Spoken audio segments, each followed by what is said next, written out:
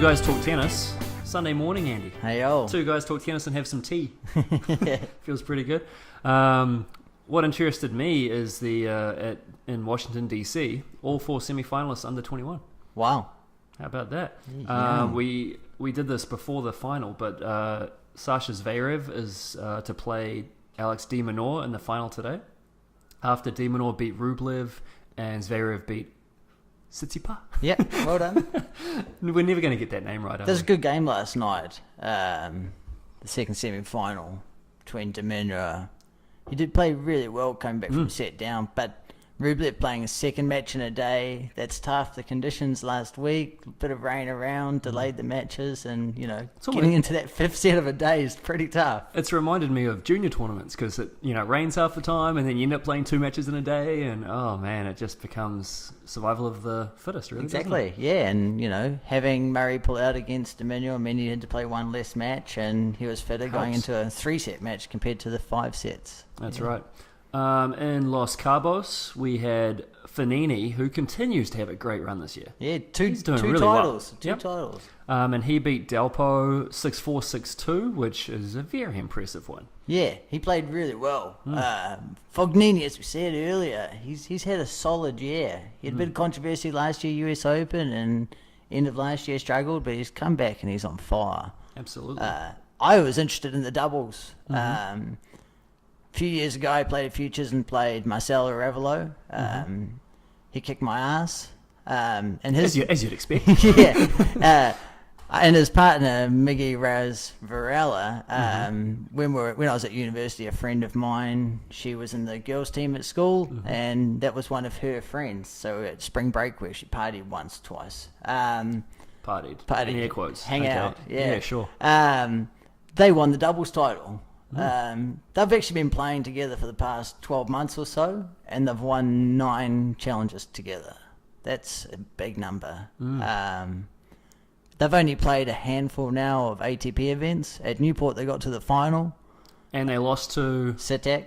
Yeah, New Zealander, Adam Sitak, yeah. The next week, they lost first round, and then this week, they won an ATP event. Yeah, I just think it's great, and I enjoy it because I've been following them for 10 years or so. It's great to see those guys pushing through, isn't it? Yeah. And the last, I guess Los Cabos was a 250, and the other 250 was in Austria, where we had 2 qualifiers in the final. Yeah.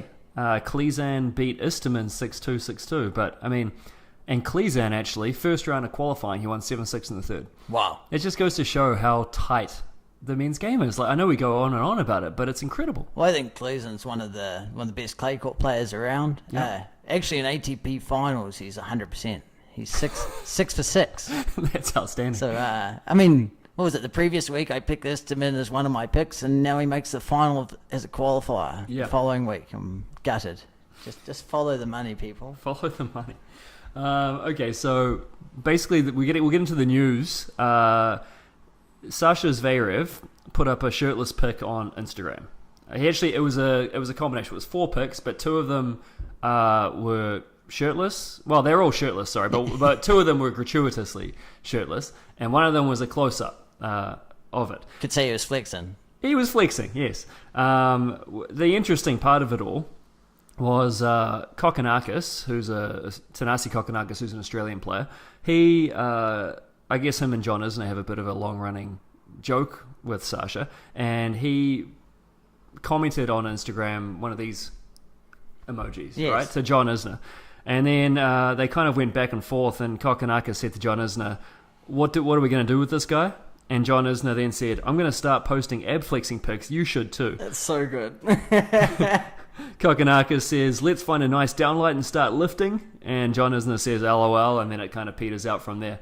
But just interesting. I think that just shows it, On Instagram, what are you putting up? I'm not getting a downlight and putting some good lighting on myself and taking a picture and uploading it. I think that's what the new age Instagram is for a lot of people. What are we selling and etc. But as far as the comments, I think they're in good humor. Yeah, absolutely. Nothing should be taken too seriously about this. These guys are obviously just having fun. Yeah, I think it's good banter. I think it's sort absolutely. of like, what are you doing out there? You know? And it's exactly what you do if, let's say you're just a regular teenager and your mate posts something like that, you're going to call them out and say, oh, okay, what are we doing? Yeah, I'm going to give you a hard time about something silly you've put up there or whatever it is, especially if you're half naked, flexing your abs out there showing the world. You look good, I'm not going to lie. Yeah, I'm not jealous, but... No. I mean, the difference, I guess, is in the business side of things, because once you get to a certain amount of followers, people will start paying you to promote things.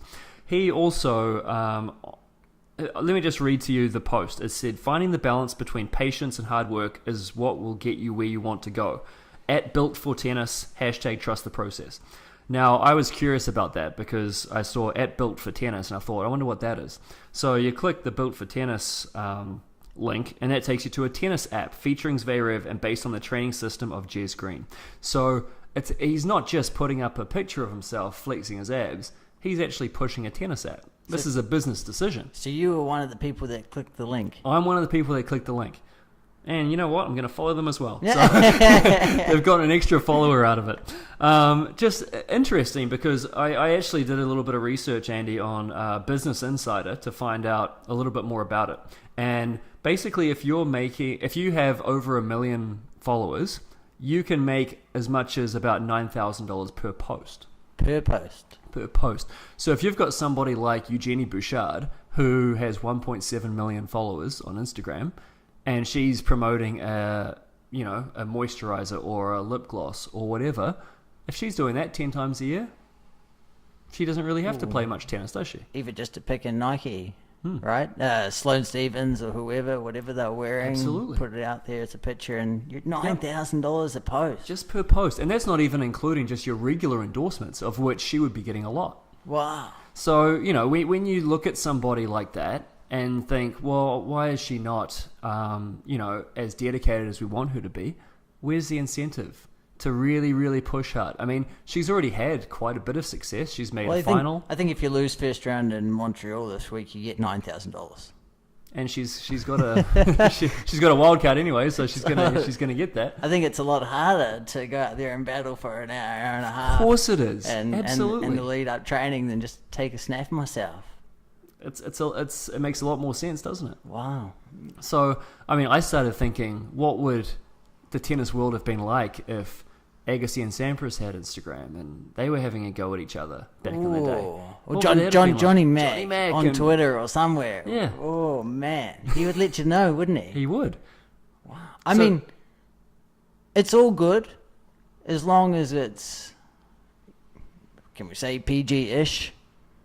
Well, there's no way that Eugenie Bouchard's previous posts have been PG-ish. If we're commenting on someone else's you mean like the trolling? Post, yeah, trolling, and I think it's great what some of the players are doing at the moment. Of if they're getting hateful messages, they're just posting them up. Mm-hmm. If someone's gone out there and lost a ton of cash on this match, they're putting it up there saying, you effing wanker lost this match, blah, blah, blah. Sure. And then they're just reposting it and sending it off to the ATP or ITF, whoever has to deal with it. I think it's great. Absolutely. It gets rid of these keyboard warriors that think they're real tough behind a screen, So many. Oh, God.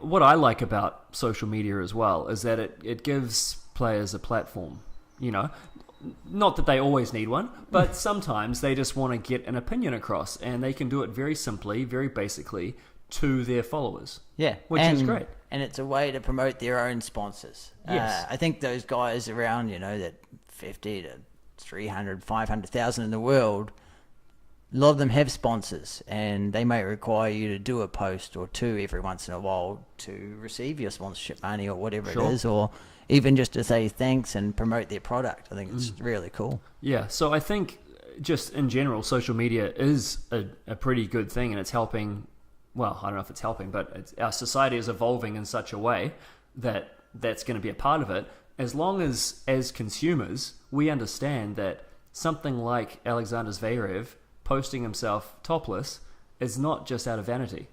It's a business decision. It's sales. And you've got to be able to differentiate between this is a fun post and this is I'm trying to sell you something post. And that's tough. It is. It can be. World Star, I'm a big follower of. World Star. Now, how much of their posts are now sales and how many of those World Star type stars are rappers now is hilarious. Is that right? And it's all sales. And I've just worked that out recently. I'm pretty slow to it. At least you got there eventually. Yeah. But my word, there's some funny stuff on there. Yeah. Carry on. Denis Shapovalov, he wrote on Twitter 2 days ago, not sure what the point of the clock rule is if some players are not getting penalised for not following the rule. And he's absolutely right. True. I think, when you watch basketball, what happens when the shot clock expires? It's a hooter goes off. A hooter goes off, or a buzzer goes off, whatever you want to call it. That doesn't happen in tennis. It gets to zero, and then it's up to the umpire's discretion, which if there's not going to be a buzzer, if there's not going to be some kind of display, then what's the point? Exactly. Doesn't make any sense. I think there should be no time for players to adjust. Absolutely. They've already had this time given to them for a long time. They've known the rules. Yep. Now they're just going to enforce them. How should they enforce them? Well, the umpire should put their finger out and say, hey, look, here we go, that's a point. Yeah. Or you've lost your serve. Absolutely. Whatever the punishment is. And it doesn't even need to be the umpire. Once it goes off, that's it. That's it. If you haven't made contact with the ball by the time the buzzer goes off, I like the horn idea. I do. Yeah. Yep. Good. And it involves everyone. If you can see the shot clock going off and it goes to zero and someone hasn't served, you're disappointed. Right? That's right. You've been counting down for that moment to happen. Yeah. I guess what's the flip side of being able to constantly get your opinion out there is what we saw with Trump and LeBron James. What happened there? I wondered how we're going to get to this. Well, the past week, LeBron James, he opened a school in Akron. The man I've gone over it, I don't know how many times on this podcast. He's amazing. Human. Very enviable person. He's, so he started a school. I think every student gets a bike. I think parents that don't have jobs go in there. There's a food bank. Kids get breakfast and lunch and everything. That's fantastic. It's amazing. But he was on CNN with Don Lemon. Yep. And he was getting interviewed. And Don Lemon is the black broadcaster. Yep, black broadcaster. Okay. I think he's on CNN Tonight or one of those shows. He's a main very interviewer. respectable interviewer. Yeah. Donald Trump said, following the interview with Trump, he tweeted, LeBron James was just interviewed by the dumbest man on television, Don Lemon. He made LeBron look smart, which isn't easy to do. Backhanded compliment. I like Mike.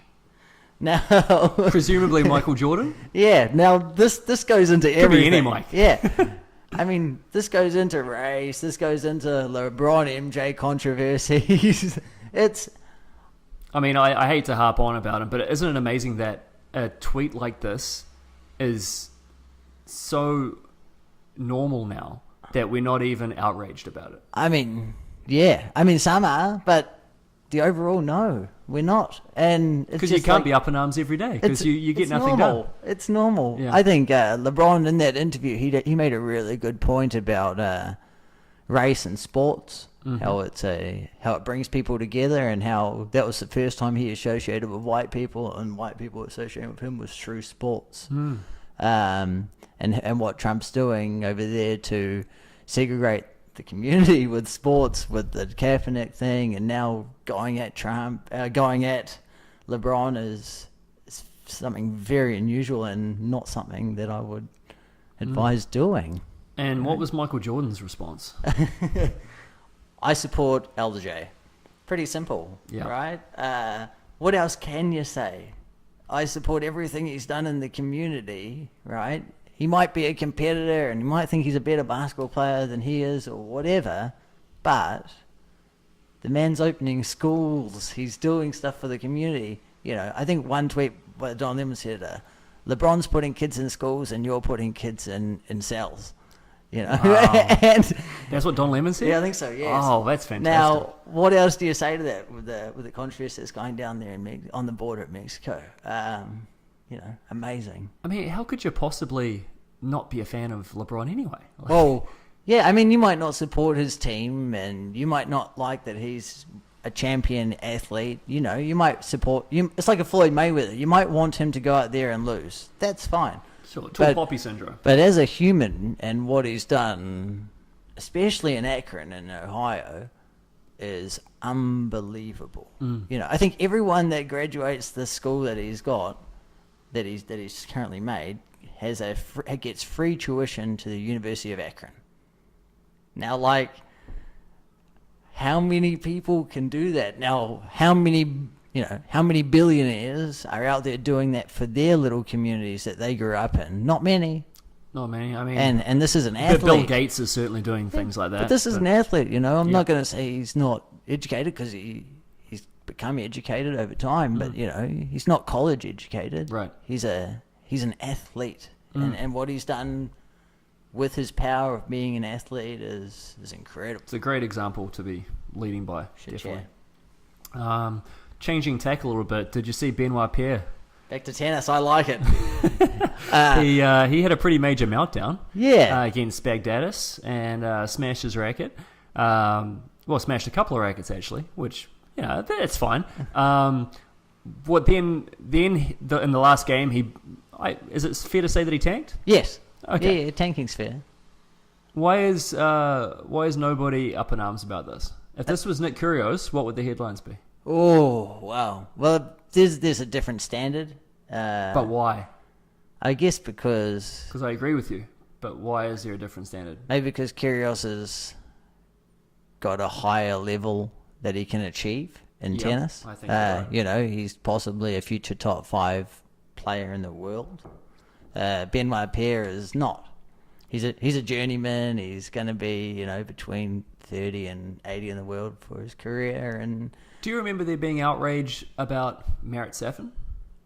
Not to the same extent. Not to the same extent. No. There's a lot that have gone and by that have smashed rackets and had a lot of fun. Baghdadis himself. Exactly. You know, I think got that infamous where was he the one who just picked racket after racket out and just smashed them all? When Benoit Paire broke his first racket and walked over to the chair, Baghdadis walked over and gave him a high five. Now, it was almost to me like a sign of respect. I understand. Yeah, I've been there, mate. Then when Benoit Paire went over to his chair and he stood in his racket and he broke another racket, Baghdadis walked over then again to calm him down. He's like, I get you, man. Let's just tank this next game and get out of here and go have a drink or something. You know? Yeah. But fair enough. You said, would there be as much outrage if it was Kyrgios? Definitely there would be far more outrage, especially with the tanking aspect. Yes. You know, breaking rackets is almost understandable. Tanking at that level, we don't approve. Yes. I wonder if he got fined for tanking. I know he got fined. I don't know what for it the was racket for. smashing for sure. But I wonder if he got fined for tanking or unsportsmanlike conduct. I'll have to let you know next week. Yeah. Not sure. The other news from was it at DC or was it a different tournament? I'm not sure. Anyway, Andy Murray did come back and played very well until he had to withdraw from the tournament. The main image to come out of it was Andy Murray crying into his towel after the match against Koppel, which had him on court until 3 a.m. Yeah. Who wants to play a match at 3 a.m.? And, I mean, I've got a quote here from Andy Murray. Finishing matches at 3 in the morning is not good. It's not good for the players. It's not good for anyone, I don't think, involved in the event. It's not good for fans, TV, nobody. Yeah. Full stop. Yeah. Right? How late is too late? And, you know, I think I saw one time there they had a not before 10 o'clock. What are they doing? Like Ridiculous. 10, 11 o'clock. If you go 3 hours starting at 10 o'clock, that's 1 in the morning. Yeah. That's maybe understandable, but what time do you have to start to finish at 3 o'clock in the morning? I don't really see why they need to be playing later than, say, 10. I mean, do people who live in DC and have to work the next morning want to be there later than 10? I think it's tough in the States with their 3-hour time difference coast to coast. Yep. You've got to provide television audiences for the other side. So an event finishing at midnight is pretty normal. Because that's 9 o'clock over there, you know. I suppose it's just tough to know how long matches are going to go anyway, right? Well, exactly. You know, it's a coin flip. It's tough to, you know, it's the same thing. Imagine if they're 5 sets, blah, blah, blah, blah, blah. Yeah. But, you know, 3 o'clock in the morning, playing back-to-back-to-back 3-set matches, you're going to be physically and mentally exhausted. Yeah. And coming back from injury, he's pulled out of Toronto this week. Exactly. Like, he didn't just pull out of that tournament, he's pulled out of the next one. Yeah, and that's, it affects a lot. It does. I look at the prize money a lot at these tournaments, at the thousands especially, and I'm like, I'm godsmacked how much they're making. Especially when you compare it to a 250 of the previous week, know. I mean, my take from seeing that image of him with a towel over his face, crying, basically, people at the time seemed to comment on social media that he was just overwhelmed and elated. I took it as, it's 3 a.m, I'm exhausted, my body is broken, what am I doing? Yeah, and for the extra 10 grand, I mean, the guy's made millions. Exactly. He's playing some, I'm not going to say Copel's a nobody, but he's a nobody in relative terms. Yep. And it's, what am I doing battling out here at 2:30, 3 o'clock in the morning? Well, yeah, I mean... It seems silly. Yeah. Talking to somebody last week, I talked about the fact that I don't play much tennis anymore, right? And he was like, well, you're a college player, like, why? And it's because you get burned out, right? Like, you can't do physically what you used to be able to do, and you don't like it. No. So you don't want to put yourself through it anymore. And that, to me, was what Andy Murray looked like. He looked done. He did. And which is, before Wimbledon we said, he was glad to have the fire back to play. That looked like a different man in those pictures. Yeah. How is he going to be come Cincinnati? And, I just hope that his body heals, because playing those types of matches back on the hard courts is not easy on you. It's a slog. Yeah, and especially, if your match was meant to start at 7 and then the rain came, you played a little, went back out there, blah, blah, blah. You probably arrived at the centre at 4. You've been there 11 or 12 hours. That's a mental drain. Absolutely. That's tough. It is. So we've got, obviously, the big event coming up this week is the Rogers Cup, which is obviously where Tennis Canada draws a very large proportion of its revenue. So it's very important for everybody in the Canadian tennis community to support it. And It's a big week of tennis. Absolutely. Yeah, I know a few people that have left here in Halifax to go out there to watch, and they're pumped. The chance to see Shapovalov play or whoever they're excited to see. Definitely. They're pumped. And I think they should get in early, Andy, because I don't know how long the Canadian's going to stick around for. Yeah. But which Canadian do you think has the best chance of advancing? We can go have a look at all of them. I think they've got tough draws, but they're possibly all winnable matches first round. Okay. Shapovalov, he beat Shardy at Wimbledon. Yep. That's his first round matchup. I think he's got a shot. He's got to. He's got 360 points to defend. So he's got to get some. He's got to claim back somewhere, I think Felix is going to have a good match against Puyol. Good match. I'm saying that could be 4-4. I'm hoping he gets a set and gets a crowd behind him, and we'll see what happens. Okay. Polanski? Don't know. He's a really good challenger player. Yeah, exactly. I think week before, he won a challenge in Granby. He's got a tough match against Ebden.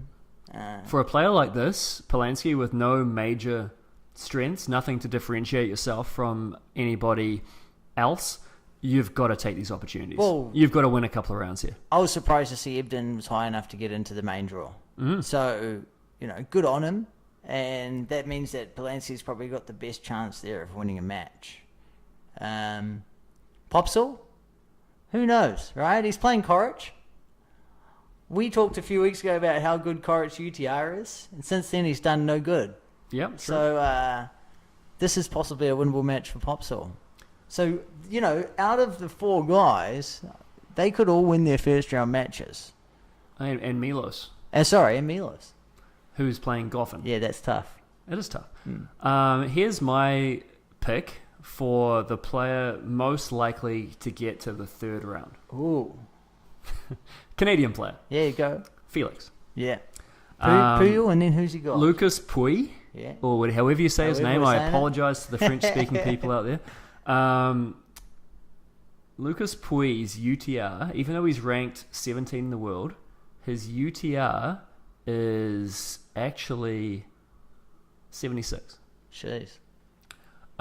So if you compare Felix's 3-month UTR with Pouille's 3-month UTR, they're neck and neck. So that's an absolute coin flip. And I think with the Canadian crowd behind him, they're going to want to see a win there. I think they'll put him on a good court. I think they'll put him on centre court, to be honest. Wow.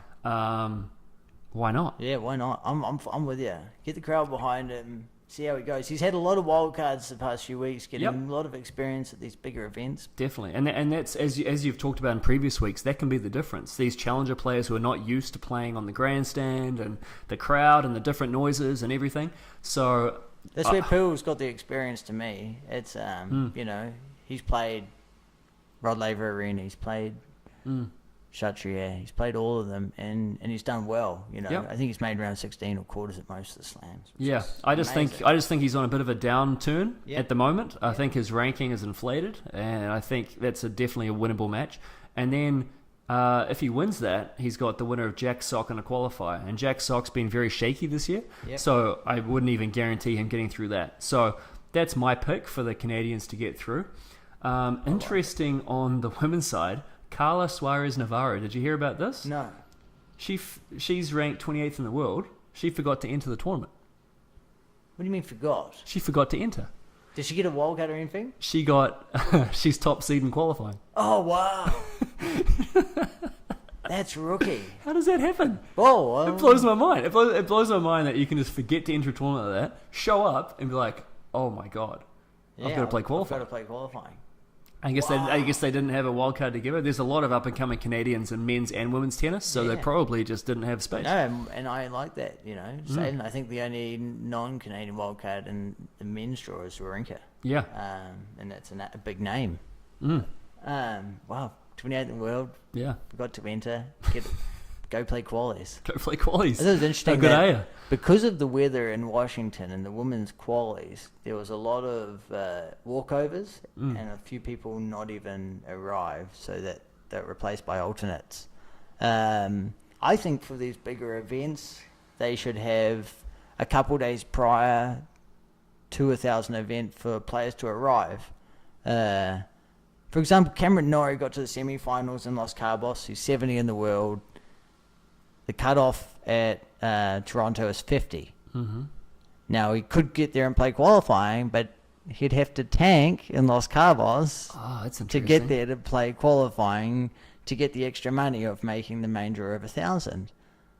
So he has to skip this week, basically. Yeah, he does. He's got to skip this week and go and play wherever he is next. That's tough when you're up and coming. Same thing as Kleisen, right? Right now, he's 100 in the world. This week, he won an ATP event. I'm pretty sure he would have made the qualifying at Toronto, but because he was in Kitzbühel, he hasn't got time to fly over and make the qualifying because he was still playing the final. So, no chance of making it in. That's interesting. Yeah, it's just something to ponder. I don't know what the solution. I mean, surely, especially if you're between 60 and 100 in the world, what do you do that week leading up to 1,000? Do you go and play a 250 and lose first round, or do you go and play qualifying, hoping to qualify, and then you get a big paycheck for losing if you make it to the first round? They shouldn't have to be in that position, should they? No. It's tough. That's just something else. But yeah, it's something that maybe you can research that and come back with a solution next week. Makes scheduling tough. Makes scheduling for those guys tough. It does. Yeah. All right. In addition to those, do you have any? Do you have a pick of the week, Andy? I got two. All right. Because it's been a struggle. We're gonna look back on July and say, look, you lost your money, but now we're in August, new month, new start. What do you got? Well, last weekend I turned 30, so I feel like a new me. There you go. We'll see. Kakinov's been one of the guys that we've been following. Yep. And big fan of Kakinov. He's playing a guy called Kranjovic, Filip Kranjovic. I like Kranjovic to beat Kakinov. That guy's good. But he's been up and down, though. He's been up and down, but I think he's really good. He is. They're both very good. That'll be a very entertaining match. Yeah, and he's 3-1 underdog. Krajinovic? Yep. Wow. So I think that's pretty decent considering how high opinion I have of him. All things equal, that's a coin flip. but I think Kakinov's coming in hot and Krahinovic's coming in cold. Yeah. So but why not? I'd take 3-1 as equal. 3-1. All right. I talked earlier about playing Arevalo at a Futures back in the day. I also played Gojwitz at the same Futures. Now Gojwitz is playing Verdasco, and he's just over 2.5 times. Okay. Money back. So You like that one? yeah, I think Gojwitz got a big game. Hits a massive serve and a big forehand, quite flat, and I think it'd take time away from Verdasco and could cause him some trouble. Yeah. Verdasco's a bit older, he's in his mid-30s. It's go time. Perfect. Anything else, Andy? You want to wrap it up? Yeah, done, man. All right. Thanks, everyone, for listening. Find us on iTunes, Stitcher, YouTube. We are Two Guys Talk Tennis with a little bit of tea this morning. If you'd like us to discuss anything in particular, please reach out to us on YouTube, Instagram, and Twitter. If you like the cut of our jib, please subscribe, rate, and share. We need you guys out there. Let people know. Tell a friend.